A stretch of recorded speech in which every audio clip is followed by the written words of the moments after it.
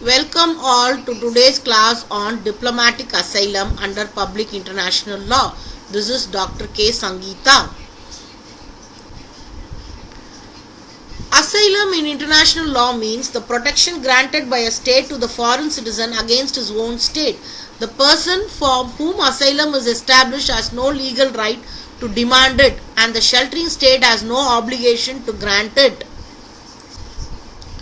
It was the right of every sovereign state who felt strong enough to maintain its position among the community of states to give protection to anyone who had surrendered or taken refuge or shelter for the sake of his life.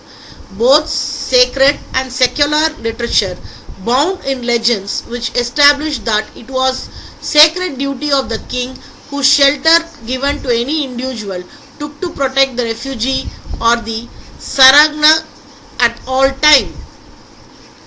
Mahabharata also speak about sacred duty of refusing to surrender a fugitive or a refugee to the enemy. On the traditional point of view, it can be said that asylum basically is a concept of giving shelter to those who are actually in need of it, but it must be noted that this right works at the global level as well. The right of asylum falls into three basic categories: the territorial, extraterritorial and neutral. Territorial asylum is granted within the territorial bounds of the state offering asylum, and it is an exception to the practice of extradition. It is established and employed primarily for the protection of the persons accused of political offences such as treason, desertion, sedition, espionage. Espionage is where they act as a spy to another country. It has become a widespread practice, however, to exclude from the category persons accused of murder of the head of state, certain terrorist acts, collaboration with the enemy in times of war, crimes against peace and against humanity, or any other war crime. Extraterritorial asylum refers to asylum granted in embassies, legation, consulate offices, warships and merchant vessels in foreign territory, and it is granted within the territory of the state from which the protection is sought as well. Cases of extraterritorial asylum granted in embassies, legation, consular office, generally known as diplomatic asylum, are often occasions for disputes.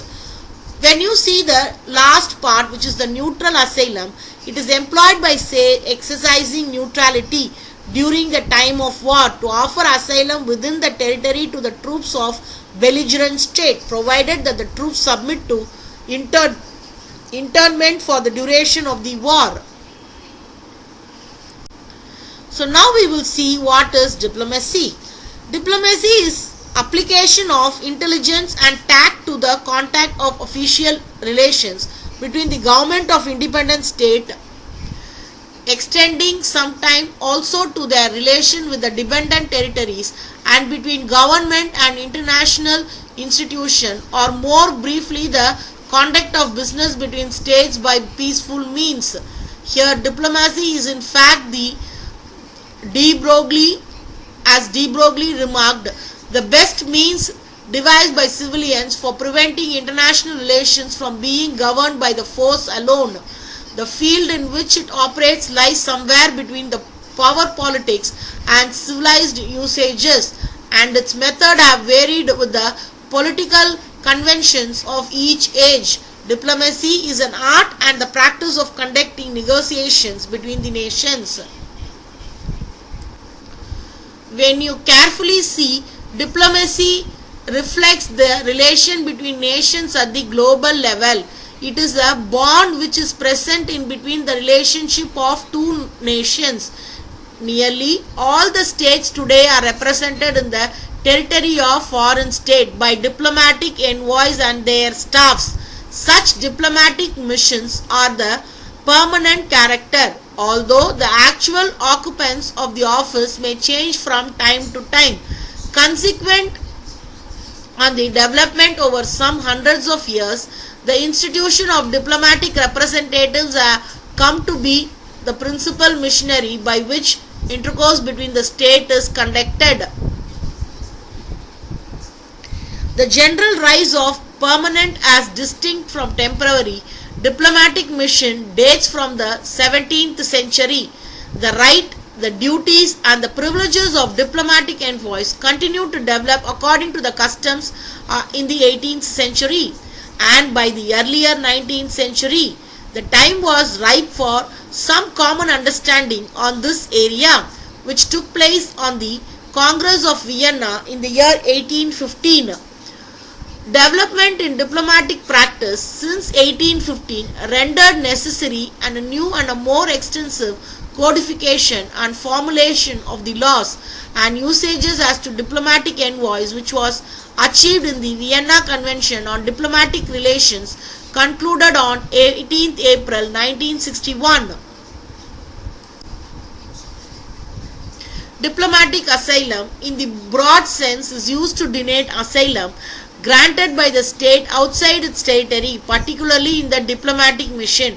Diplomatic asylum in the strict sense is in the consular office, consulates or board of its ships in the territorial waters of another state, naval asylum, and also on the board of its aircraft or its military or paramilitary installations in foreign territory. The 5 conditions have been central to granting diplomatic asylum in Latin America are: first, asylum is inviolable only for those accused of political crimes. A person who has committed a criminal act will not be granted asylum but will be turned over to the territorial state where he has done the crime in accordance with the rules of extradition. The chief of legislation in which political asylum is sought is obliged to notify the ministry of the pursuing state and the request to safe conduct beyond national territorial limits. The offering state decides the offence. The asylee is not allowed to perform acts contrary to the public peace.